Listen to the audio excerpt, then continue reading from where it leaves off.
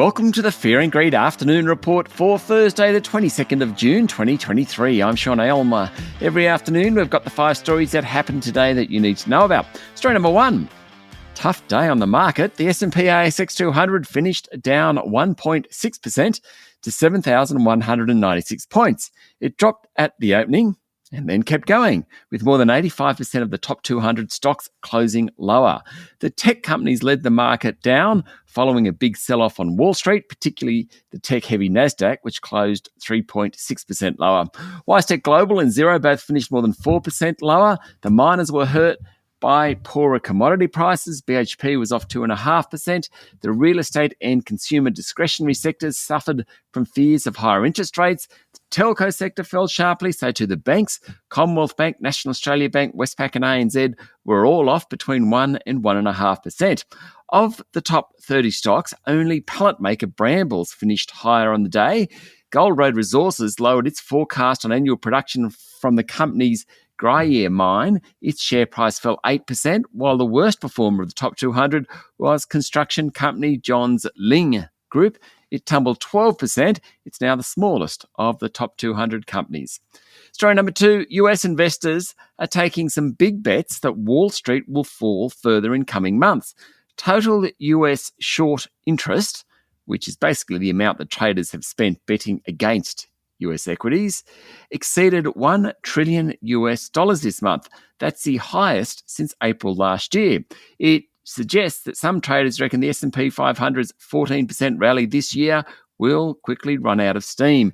Supporting that train of thought are comments by Federal Reserve Chair Jerome Powell overnight, who said interest rates will need to move higher to reduce US growth and contain price pressures.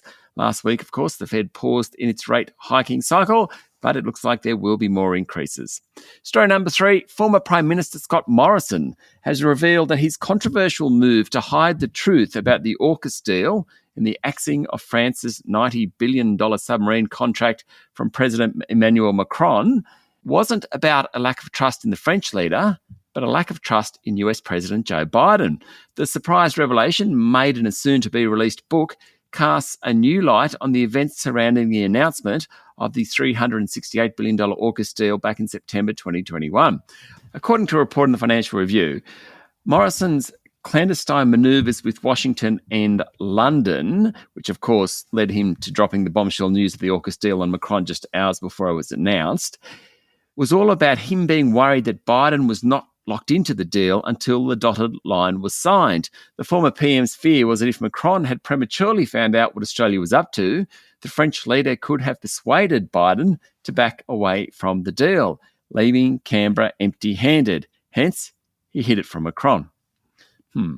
Story number 4, BHP boss Mike Henry says the same job, same pay legislation will be a productivity killer, which will cost BHP $1.5 billion a year and create an economic drag on the nation. Speaking at a Business Council of Australia forum, Henry said Australia had to address labour productivity and regulation if it had any hope of competing for investment on the world stage, adding it would be crazy to try and outdo jurisdictions such as the US when it comes to subsidies. Mr. Henry said Australia needs to be best in class when it comes to the ease of doing business, but said the nation was actually going in the wrong direction at the moment and told the government to stop doing more harm. Same job, same pay legislation is a Labor pre-election promise. It will force employers to pay Labor hire workers the same as other employees in the same roles. The proposed legislation has angered employer groups, and there's plenty of debate around defining what exactly same job means. We're going to hear about that plenty in the next few months. And finally, story number 5, there's more drama at retailer Best and Less. The incoming chief executive has been dumped before she starts. 2 months ago, Erica Berchtold was appointed to try and arrest the slump in sales.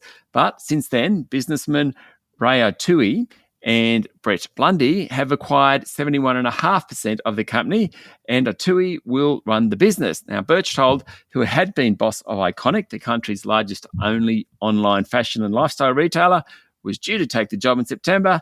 She's lost it before she even started. That's it for the afternoon report for Thursday, the 22nd of June, 2023. Michael Thompson and I will be back tomorrow morning with a Friday edition of Fear and Greed. I'm Sean Aylmer. Enjoy your evening.